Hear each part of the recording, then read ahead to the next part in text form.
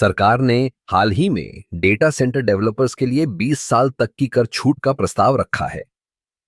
यह एक बहुत बड़ा कदम है, खासकर जब हम डिजिटल इंडिया की बात करते हैं। डेटा सेंटर, जो कि हमारे डिजिटल जीवन का अभिन्न हिस्सा हैं, अब और भी आकर्षक बन गए हैं। आप सोच रहे होंगे, ये कर छूट क्यों दी जा रही है? दरअसल, डेटा सेंटर का निर्माण और संचालन महंगा होता है। इसमें भारी निवेश की जरूरत होती है। अगर सरकार इन डेवलपर्स को कर में छूट देती है, तो इससे उन्हें अपने प्रोजेक्ट्स पर ध्यान केंद्रित करने का मौका मिलेगा।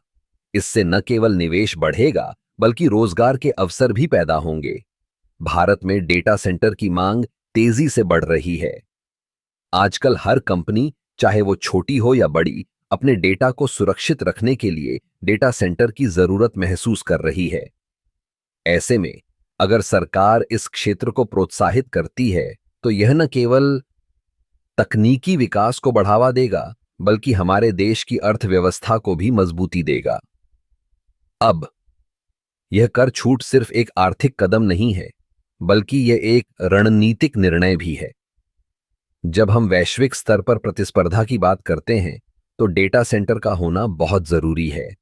अमेरिका, चीन और अन्य विकसित देशों में डेटा सेंटर का नेटवर्क काफी मजबूत है। अगर हम पीछे रह गए, तो हमारी डिजिटल प्रगति प्रभावित हो सकती है। इस प्रस्ताव का एक और पहलू है पर्यावरण।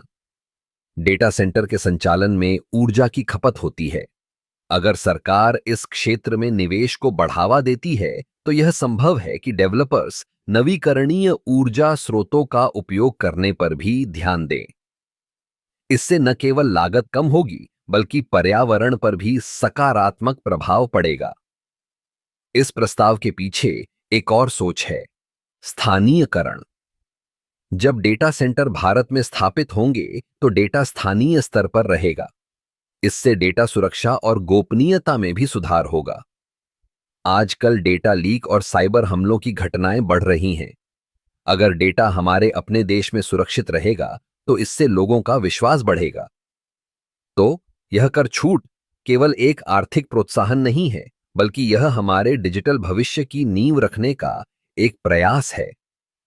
यह एक ऐसा कदम है जो भारत को तकनीकी रूप से आत्मनिर्भर बनाने की दिशा में एक महत्वपूर्ण कदम है। आखिरकार, अगर हम अपने डेटा को सुरक्षित रखना चाहते हैं और तकनीकी विकास को बढ़ावा देना चाहते हैं, तो हमें इस प्रस्ताव का समर्थन करना चाहिए। यह न केवल हमारे लिए, बल्कि आने वाली पीढ़ियों के लिए भी फायदेमंद होगा।